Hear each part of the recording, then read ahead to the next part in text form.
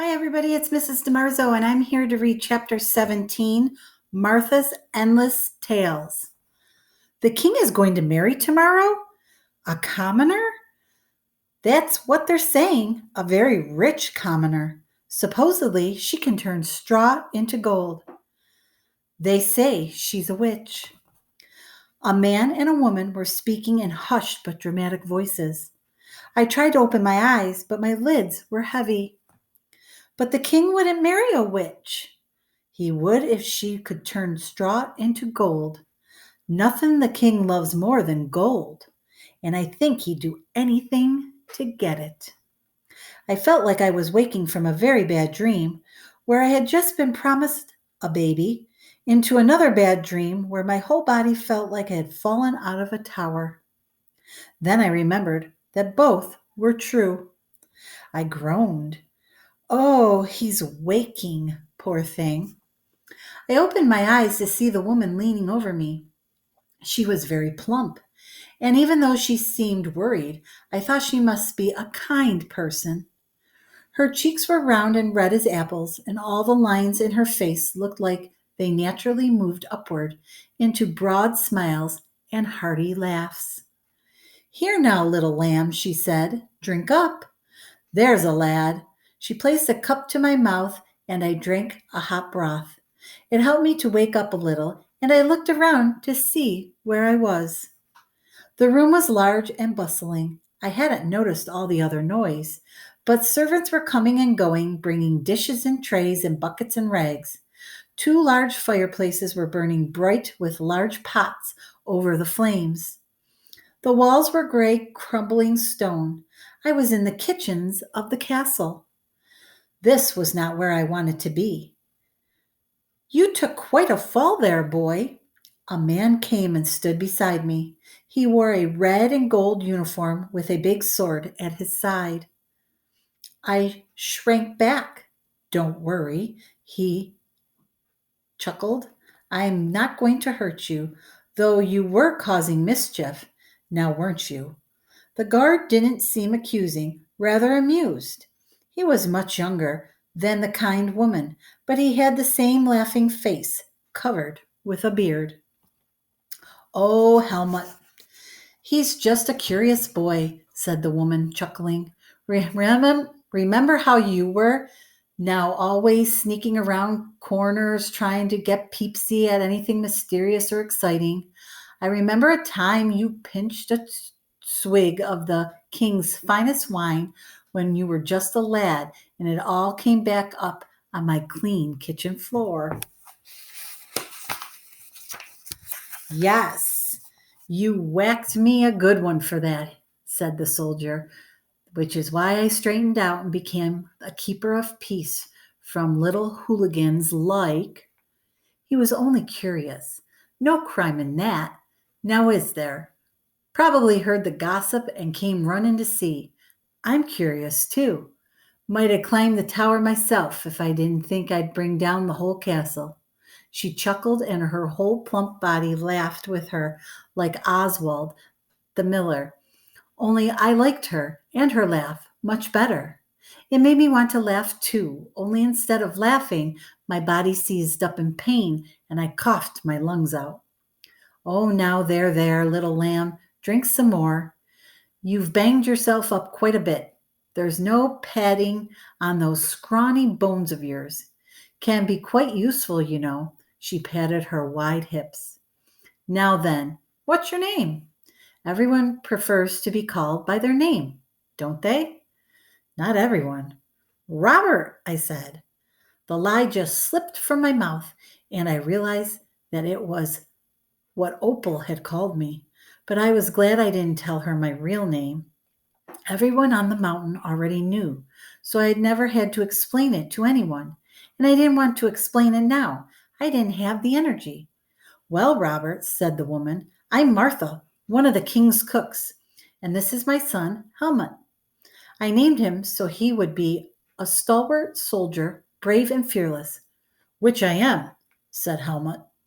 But really, he wouldn't hurt a fly. I might as well have named him Fluffy.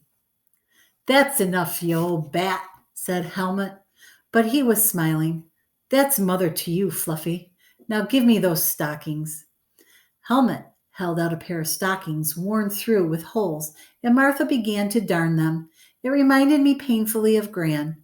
Gran used to darn my stockings. Now they had a lot of holes in them. I could feel my toes sticking out, rubbing against the worn leather of my shoes.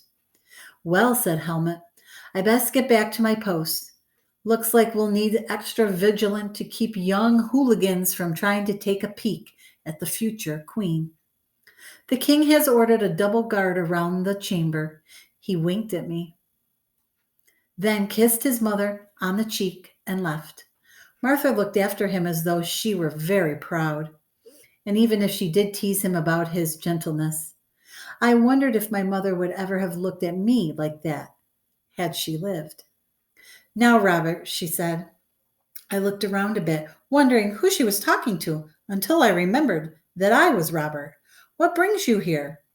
You don't belong in a castle now, do you? I froze, my mind racing to come up with some explanation, but Martha didn't wait for an answer. Oh, don't tell me. I can tell it's a secret, and so you better keep it, because I won't. Strange business, this girl in the gold. No good can come of it, if you ask me. I never saw anything good come of magic in the end, you know. Always a price to pay. I knew a woman who worked in the kitchen who went to watch to get a potion to make her beautiful, and the potion did make her beautiful, but it gave her horrible breath. And what good could it do? She got old besides. There is no potion, I know, for curing old age.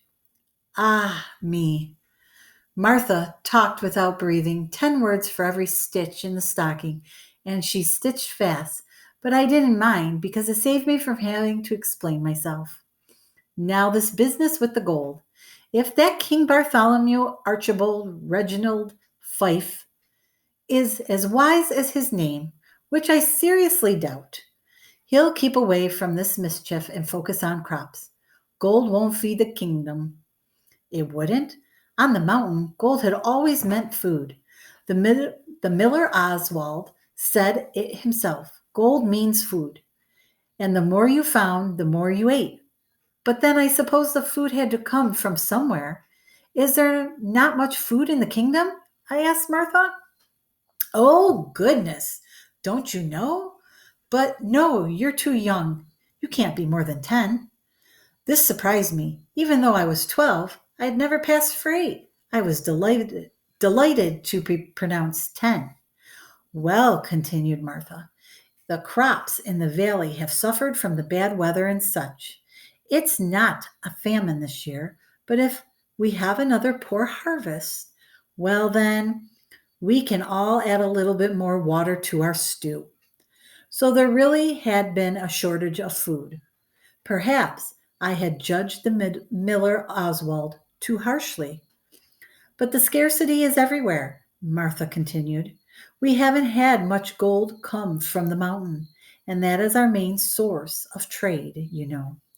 And gold is all the king cares about. Dear me, have you been in the castle?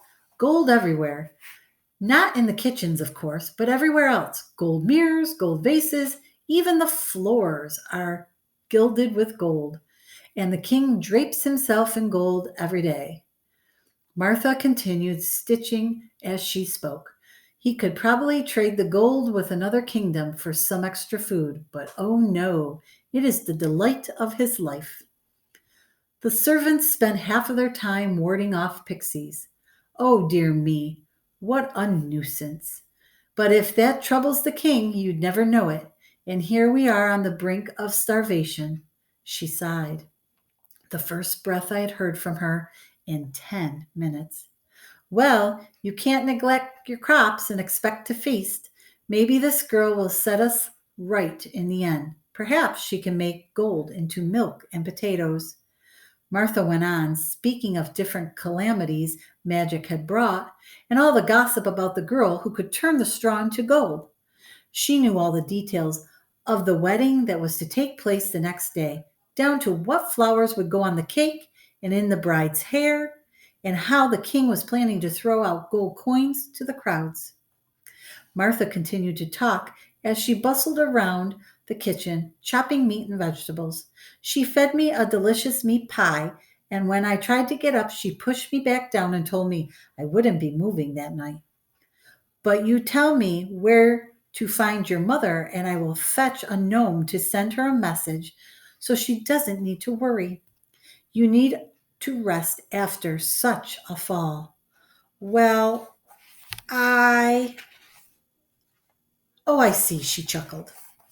She doesn't know where you've gone. You are a mischievous little one. Well, I can't say my helmet didn't do the same. Always seemed to be up to his nose in trouble. But still, she'll worry her heart out for you, so we must send her a message. I'll say that you've had a bit of an accident. No need to give the details, but tell her you're safe, and Martha will care for you until you're well enough to go home. Now, what is your mother's name, dear? My tongue wagged. Red, I blurted. If a message had to go to someone, it might as well go to her. That way I wouldn't have to explain anything to Martha. Strange name. She must be a curious person. I silently agreed. But then I don't put much stock in names these days. I know a girl named Gladiola who was supposed to be beautiful, but she grew crooked and cross-eyed. And then there's Helmet. Ah, me. She laughed and moved to the window. Message, she said in a high, sing-song voice, and she pulled up a fat little gnome who wiggled with excitement. Now, what would you like to tell her, Robert? Tell her I'm sorry to make her worry. I'll be home soon. Martha spouted off a long message to the gnome, including all the details of my injuries, precisely where I was, and who Martha was, and her son, Helmet. When she asked the gnome to repeat the message, he got it all mixed up, and so she did it again and made it longer. But he still got it all mixed up, and so they went back and forth, and finally Martha lost patience and threw him out the window. The gnome scurried away, chanting, Red for message, red for message.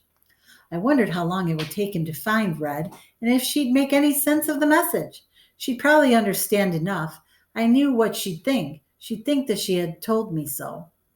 I had spun myself a heap of trouble. Opal had promised me her firstborn child. My stomach was sick with thought. Opal didn't understand the magic. She didn't think I would ever really take her baby, or perhaps she thought she could back out of her side of the bargain. But what she didn't understand was that I had to take the baby. Red had explained to me the rules, and the rules and the magic binds you to those rules. Opal had promised her baby. She had taken my gold. I must take her baby if she ever had one. But that was only the beginning of my troubles. There was still the spinning of the gold. Surely the king would want Opal to spin more. Would he threaten to kill his own queen if she didn't spin more straw into gold? Would I have to stay here forever, always at the queen's beck and call when she needed straw spun into gold? No, I couldn't. I thought of all the things Opal could foolishly promise me. Her right eye, an arm and a leg, more children. I saw my destiny clearly now.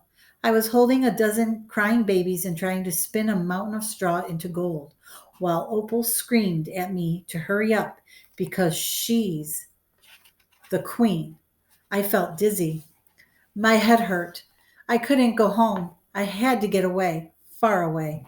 I had to go someplace where I wouldn't hear about Opal or the king or the baby. But mostly I had to find a stillskin. A stillskin was the only way to fix all this mess. That's what my mother had been looking for. That's what the witch of the woods said I needed. But where would I find one?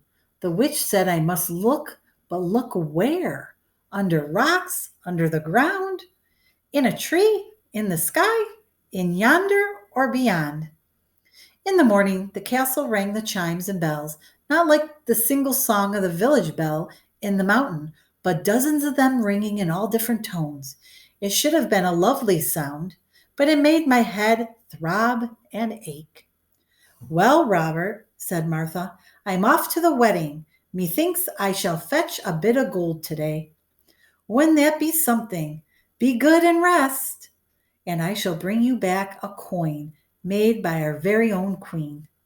Maybe some good will come of it. There's bread and more pies, dear. Tuck in and eat, eat, eat. I hate to see such skinny bones on a growing boy. When Martha was gone, I sat up and threw off the blankets. I slid out of bed, wincing at the pain in my sides. I felt dizzy on my feet and steadied myself for a moment. Martha had placed all of my things neatly by the fire, my shoes and my little satchel with the bobbin and the water skin.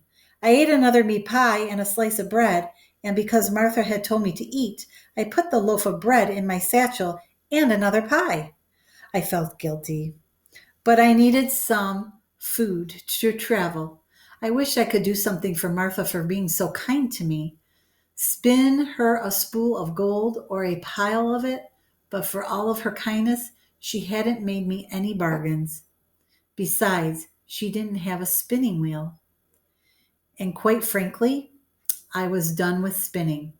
It was time to leave it all behind forever. Thanks for joining me.